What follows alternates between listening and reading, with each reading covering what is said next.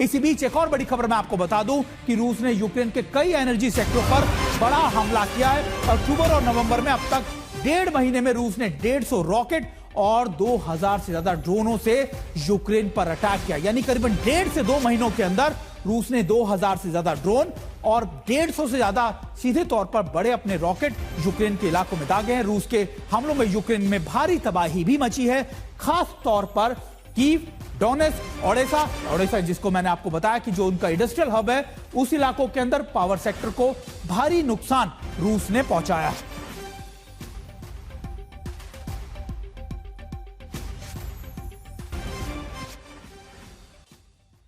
और हमारे साथ हमारे दो खास मेहमान संजय कुलकर्णी सर और हमारे साथ मेजर जनरल ए.के. सिवाज हमारे साथ जुड़ गए हैं। संजय कुलकर्णी सर, अभी जिस तरीके की बातें की जा रही थी कि देखिए 2026 आते आते शायद दोनों में शांति वार्ता बहुत मजबूत स्तर पर पहुंचेंगी, लेकिन अब हो तो यह रहा है कि अमेरिका भी न्यूक्लियर वॉर के अंदर न्यूक्लियर रेस में कूद पड़ा है, वहीं नाटो भी तैयारी कर रहा है। तो ऐसे में कितना मुश्किल लगता है शांति स्थापित कर पाना दोनों देशों के बीच में? धन्यवाद सुमित। सवाल यह है कि पुतिन खुद कह रहे हैं कि अब इतनी लड़ाई होने के बाद, जबकि 1361 दिन की लड़ाई हो गई, जब यूक्रेन को सरेंडर करना था तब तो उन्होंने किया नहीं, बार बार बातचीत और वार्तालाप में लगे रहे।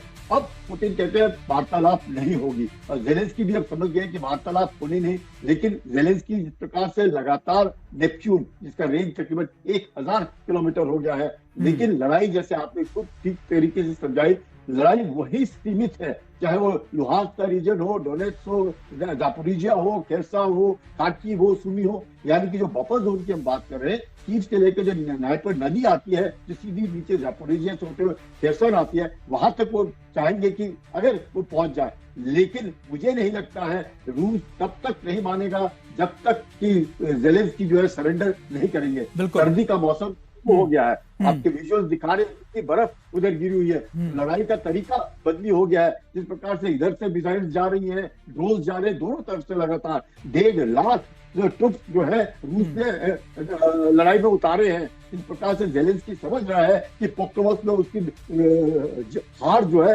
निश्चित है। जिस प्रकार से बखमूत के बाद, अब्दीपा के बाद, जिस प्रकार से लगातार बड़े बड़े जो एरियाज हैं, अपने जो सिटीज हैं, वो लगातार गिर रहे हैं, तो रूस जानता है कि आज उसका पलड़ा भारी है, और यही मौका है दिखाने के लिए कि मैं जेलेंस्की अब सरेंडर करेगा, इस बात नहीं होगी। सर, हमारे साथ जनरल सिवाज भी जुड़े। जनरल सिवाज, एक बात मुझे बताइए कि कई बातचीत हुई रूस यूक्रेन को लेकर, अमेरिका और रूस के बीच में एक डेडलॉक सा बन गया कि देखिए ना तो रूस ये तैयार था कि ये इलाके मैं दूंगा वापस, ना ही तो यूक्रेन तैयार था कि हम अपनी जमीन का 1 इंच भी रूस के हवाले करने वाले हैं।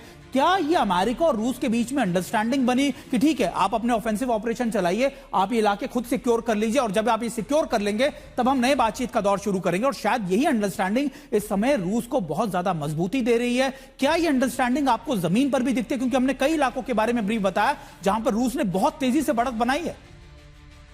हाँ बिल्कुल, देखो सुमित, एक बात तो माननी पड़ेगी, कहीं ना कहीं पुतिन भी अब ना मानने को तैयार नहीं है कि इस लड़ाई को बंद किया जाए, क्योंकि पुतिन की जो शर्तें हैं वो एक प्रकार से ऐसी हैं जो मानने ही नहीं जा सकती। वो एक तो ठीक है कि वो कहते हैं यूक्रेन नाटो का हिस्सा नहीं बनेगा, ये राइटिंग में दिया जाए। दूसरा वो बोलते हैं जो सारा इलाका उसने जीत लिया है, जो कि करीब 18 से 22% है पूरे यूक्रेन का, जिसके अंदर आता आपका डोनेट्स्क तक, लुहांस्क तक, खर्सन, जापोरिजिया नहीं दिया जाएगा। तो ये ऐसे में सच्चाई है कि ऐसा लगता है कि क्या पुतिन तैयार है किसी समझौते के लिए? अभी तो ऐसा नहीं नजर आ रहा, और यही मुझे लगता है कि अब लड़ाई ये ज्यादा फैली है। और सच्चाई ये है कि अब जब से यूक्रेन को लंबे हथियार दिए जा रहे हैं, ड्रोन लंबे अटैक करने वाले दिए जा रहे हैं, तो रूस पे भी हमले हो रहे हैं। रूस के ऑयल डिपो को, एनर्जी सेक्टर को बर्बाद किया जा रहा है, उसकी सप्लाई चेन को तोड़ा जा रहा है। मैं ये कहता हूँ इस लड़ाई का सबसे बड़ा मजबूत अगर कोई कड़ी है वो तो पोक्रोव्स्क है। अगर पोक्रोव्स्क गिर गया, जिसके चांसेस बहुत हैं, क्योंकि उसको कहा जाता है की टू डोनेट्स्क, वो एक प्रकार की टू ईस्ट यूक्रेन भी माना जाता है। वहां पर कोक जो माइंस हैं, जो कि स्टील इंडस्ट्री में है, वो एक कम्युनिकेशन हब सेंटर है, लॉजिस्टिक्स। जनरल सिवाज, बात तो बिल्कुल जनरल सिवाज, बात तो यही है कि कहां युद्ध का दायरा रुकने वाला था और कहां युद्ध का दायरा इतना बढ़ गया कि न्यूक्लियर रेस स्टार्ट हो गई।